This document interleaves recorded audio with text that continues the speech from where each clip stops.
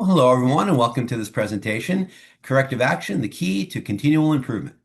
I'm Mike Richmond, your host for Exemplar Global's online expo focused on the current state of conformity assessment. This session is presented by Miriam Boudreaux. Miriam is the CEO of Mireaux Management Solutions and a recognized expert in ISO and API management systems with more than 30 years of experience spanning implementation, auditing, training, and process improvement. Throughout her career, she has helped organizations across multiple industries achieve and maintain certification to international standards. She's the creator of WebQMS, a management system software platform, and Mireaux University, a professional training platform focused on ISO and API standards. In this presentation, Miriam is going to look at the importance of identifying root causes and taking corrective action. Miriam, thanks for joining us at the Expo. Thank you so much, Mike, and I'm so glad to be here.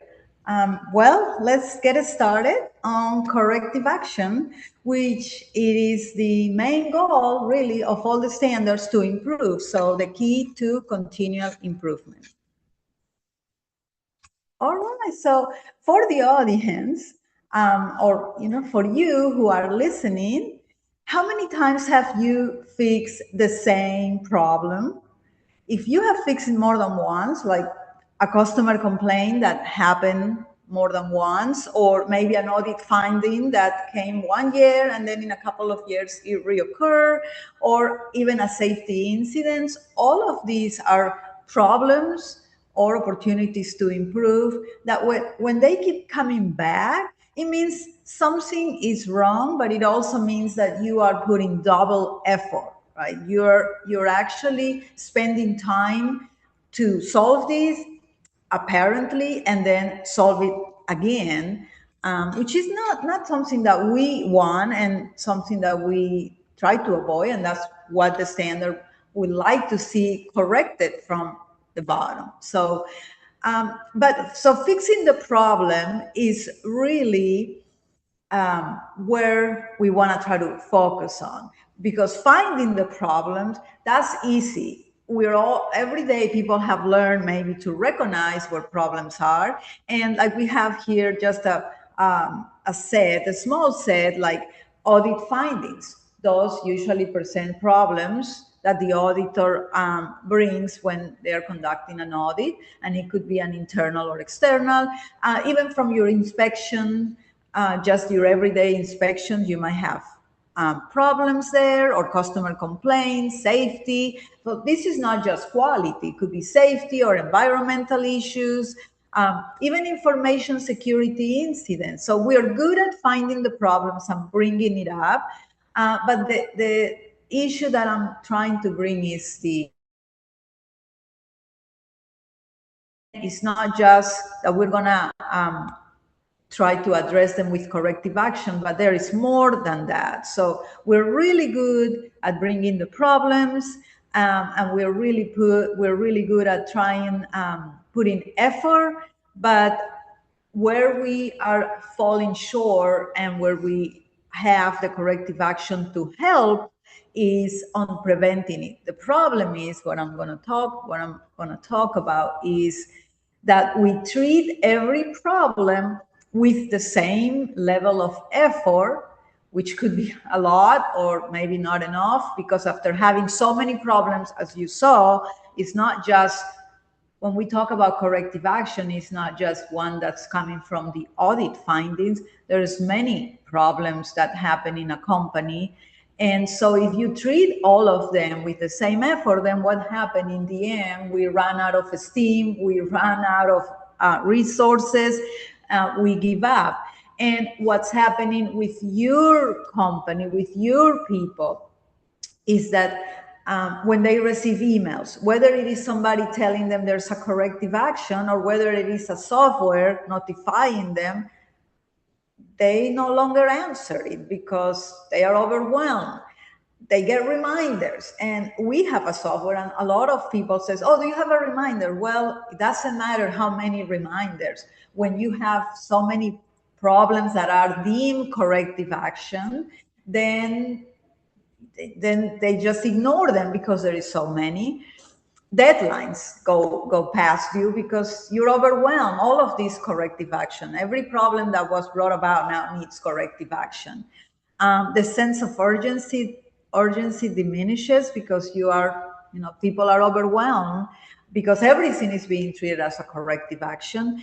And then, of course, they just stop caring. So they get all these messages or people get notification, and it's like everything is a corrective action. And it is just a lot. It's just a lot to really be treated in the same way that you need to when you have a corrective action. So of course, then what happens is the problems reoccur, and then we think, oh, well, then corrective action doesn't work. But the problem, any problem, this is what we have come up with is a problem either needs a root cause analysis or it doesn't. And that's, to us, the biggest factor. Because if it does need a root cause analysis, then it is a true corrective action. And that deserves a lot of effort. And that deserves a lot of time and a lot of resources. But if it is not a corrective action, then it's just a correction, it's just simple action items, get it done, verify everything was done, and move on. And that way you prioritize, and that way you don't water down your root cause analysis, your corrective actions, and then people begin trusting in the system and putting the effort where it needs to. So use corrective action when recurrence must be eliminated, and then you apply the root cause. So that's the big deal about the corrective action. It's not just like another action item, fill it out and do it. There's a lot to do there. And so we have a table that we have created where with all the sources where problems or opportunities of improvement can come from. And this table kind of gives you an idea of which of these problems can be treated with just a simple action and which ones really need a corrective action. And that way you can start thinking that, yes, corrective action is great, is the key to continual improvement, but when done right, when the effort is put appropriately, and when you learn how to classify what a real corrective action is or which problems do need that. So we're going to see actions derived from management reviews, calibration or verification. And this is all coming from the standards because most of our work revolves around the management system standards. And so every one of these improvement sources is coming from a specific clause of a standard. Mostly, of course, from 9001, the quality management system, but there is also a lot that could be from environmental safety or even the information security standards. So you have actions derived from management reviews that could be any standard, calibration or verification. That of course can be also quality, environmental safety, because they all use instruments or could. Change requests or MOCs, that's another area for improvement. So we're going to see in a minute whether that really needs corrective action or not. Customer complaints, lessons learned from company events. Lessons learned is something that we are using more. It is an area where the standard is trying to push for knowledge and learning from, experience. And so we're going to see where that falls. We have non-conformities from internal audits, customer audits, or registered audits. So we're going to see how you should be treating those. Objectives, when you don't meet objectives, that's another source for improvements. Should you be treating them with corrective action? We're going to see that. Observations or concerns, again, from internal audits, customer audits, or registered audits. Products or service nonconformance or NCRs. Should you be treating like that, like a corrective action? I have many videos on that because this is a very much a source of confusion. Many people treat NCRs as a corrective action and really spend so much effort and honestly just watering down the true meaning or the true objective of a corrective action. So we're going to see how you should be treating that. Safety incidents, how you should treat those, significant risk, also because you might have risks that are significant that you actually need to do something about them to lower their the risk value or to mitigate that risk, and supplier problems or scars, supplier corrective actions, and then unsafe observations or behavior-based safety. So if you have people just bringing volunteering information on safe or unsafe behavior. So all of these, if you were to treat all of this as a corrective action, I don't think you could even make product or provide service in your company. You will just have people doing this all day long. And that, of course, is not going to improve your company. Is really not going to, that's not the purpose of your company. You will not be making money, and then evidently you eventually will be out of business if that's all you do.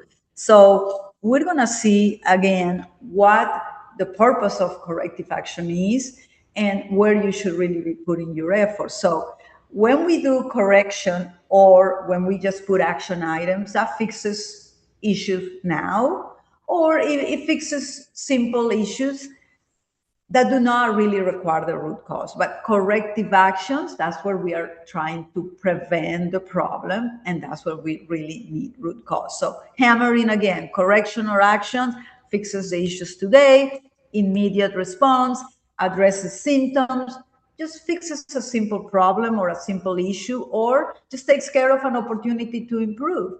While corrective action it definitely should and is designed to prevent recurrence when done correctly. It's going to address the causes of the problem, and of course it's going to ensure the long-term continual improvement that we are all wanting to have for our company. So once again, what separates the action, a simple action item, from a corrective action? It is the need to do root cause analysis. But there is one more thing, and we have here in this particular slide, it is shown in orange. It is the review of effectiveness. So when you have a problem and you answer the question that we asked earlier, do we need root cause analysis or not? If we say no, then now you are just an action, complete your action, verifies the actions were done, and we're done. But if we say, yes, this is a corrective action, then now we go into the full-blown path of a corrective action. We need root cause analysis, which that in itself needs a lot of effort. That's where you need thinking caps, lots of people getting together that maybe belong to the problem, that participated on the problem, that touched the problem, or that have something to do or that can offer solutions to that problem, or the activity that caused that. Then you need to put actions. Those problems, our root cause analysis is going to bring about actions, and those actions need to be verified that are done. And then you go to the next step, which is the review of effectiveness. When everything has been done, did that root cause analysis truly help prevent that problem from reoccurring? Did those actions help prevent that problem from reoccurring? It doesn't matter if those actions were already verified as done. If the problem reoccur again, then nothing helped. The root cause did not help, and those actions did not help. So you're back to square one, figuring out what happened.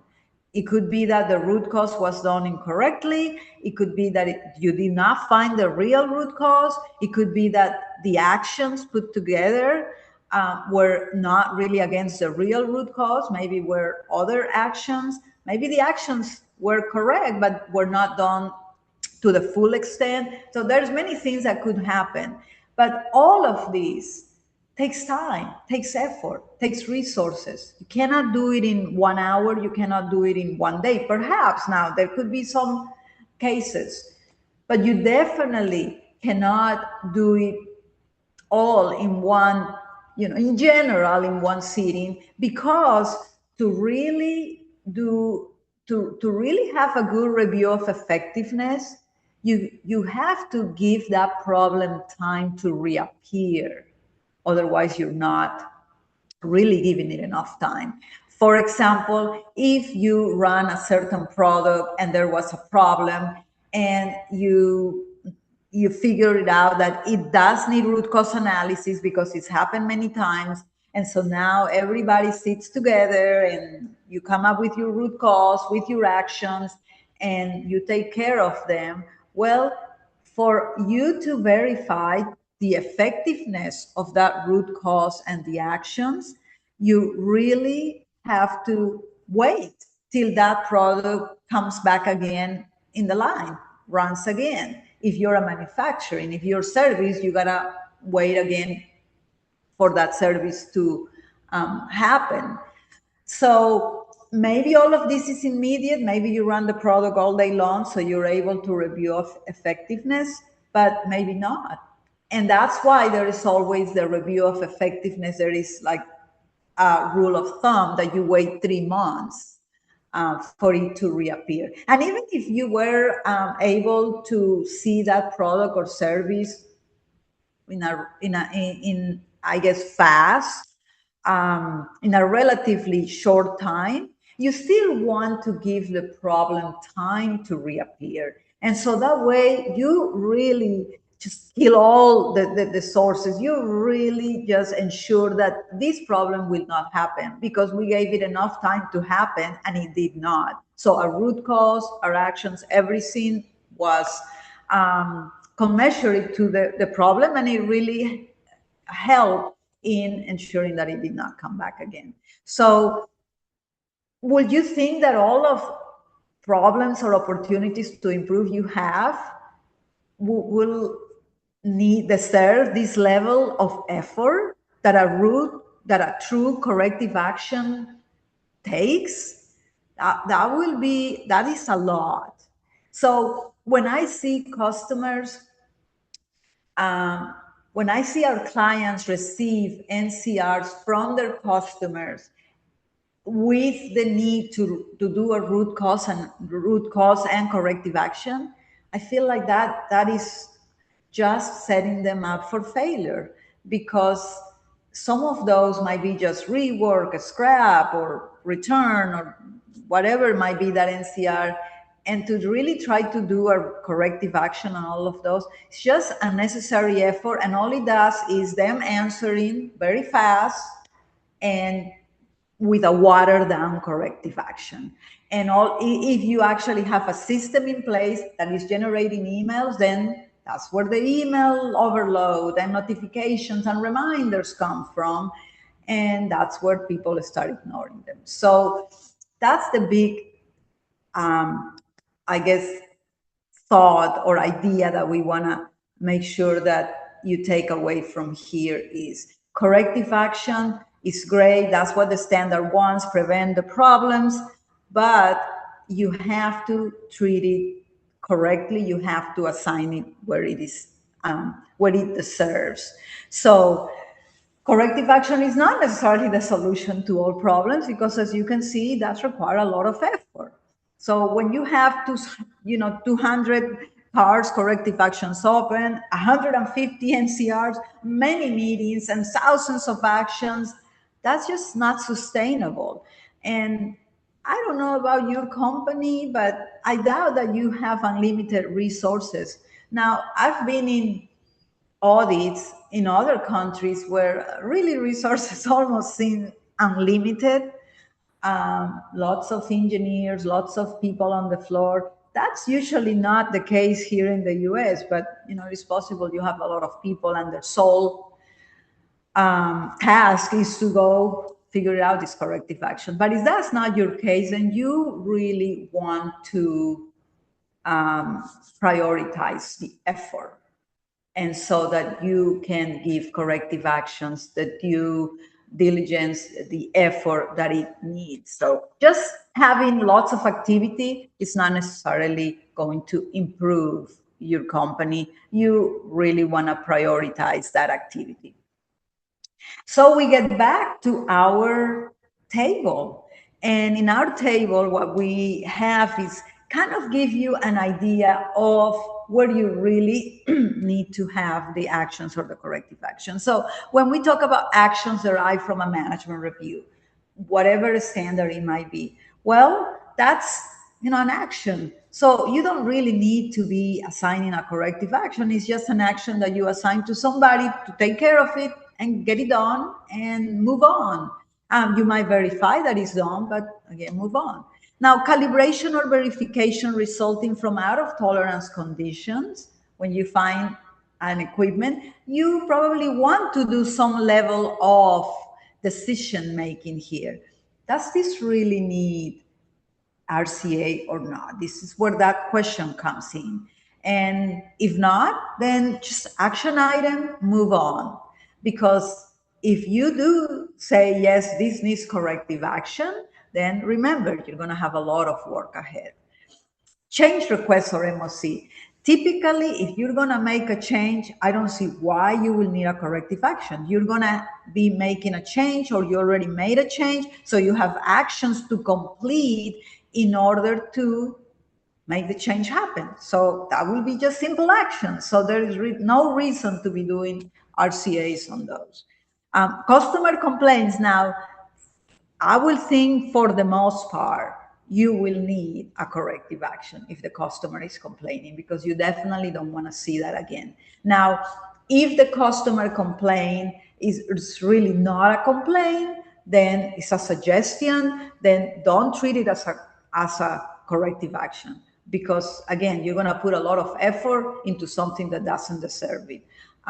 But if it is a true complaint, I will think you want to treat it as a corrective action because it came from the customer and you don't want to see that again. Lessons learned.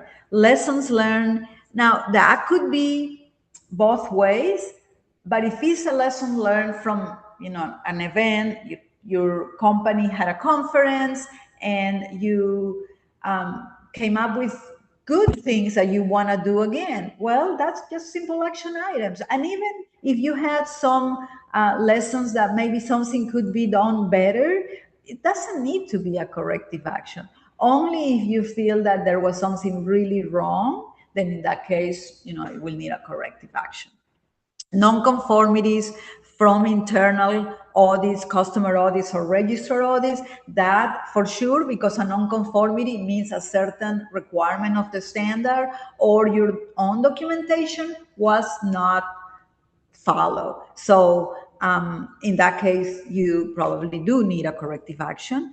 Now, objectives not met, that can go both ways. If you have some objectives and the goal wasn't met, it might just be an action.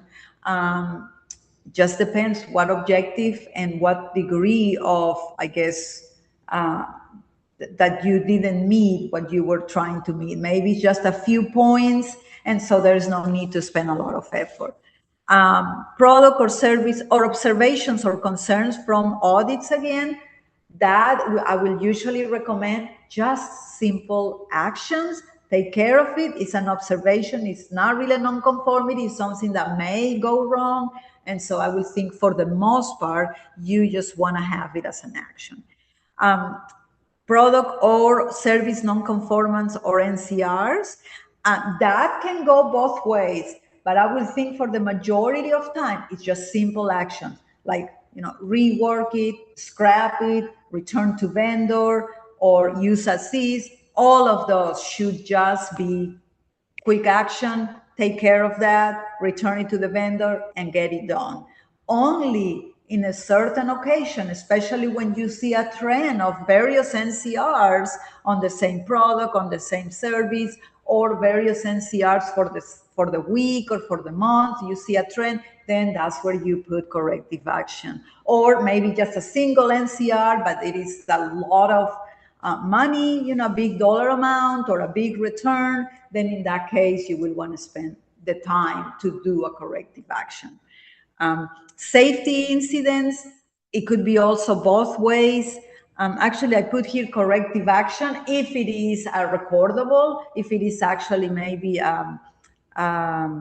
non-recordable, you may actually just have some action. So I need to update that. Significant risk, if you have risk and you need to mitigate the risk or lower the risk value, then in that case, should be actions because you're trying to do something to mitigate that. You shouldn't have to open corrective action for a risk that you are foreseeing that can happen. Supplier problems or supplier corrective actions, of course, that is a scarce, so it will demand a corrective action. And then unsafe observation. So when you have people that actually bring observations, whether are safe or unsafe, then it should be something that you should take care of as an action because they are observing that. Now, if this was a big deal, then in that case, it probably will become an incident and then a corrective action. But otherwise, it should just be an action. So that's how we treat the problems. That's how we help our clients and what we tell them so they don't have what we call here watered down corrective action. Because if you have so many, then in that case, you're just going to have weak investigations, probably no effectiveness. It will all be done in one sitting. Root cause, actions, close them, and then do review of effectiveness. And so you didn't gain very much. Then there's not going to be much accountability. People are just going to maybe start blaming each other. And then you have so many where nothing is given priority. So once again, this is just to let you know that there is many techniques to do root cause.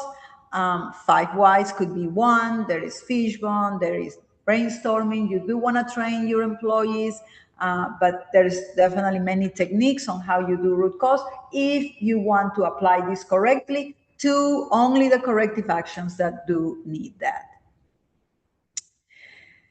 And if you continue with the cycle of doing corrective action for everything and the corrective actions get watered down, and so we're not really doing good corrective actions on anything at the end, then what happens is we lose trust on the system, we lose trust on the corrective actions, and employees just get frustrated and start ignoring everything.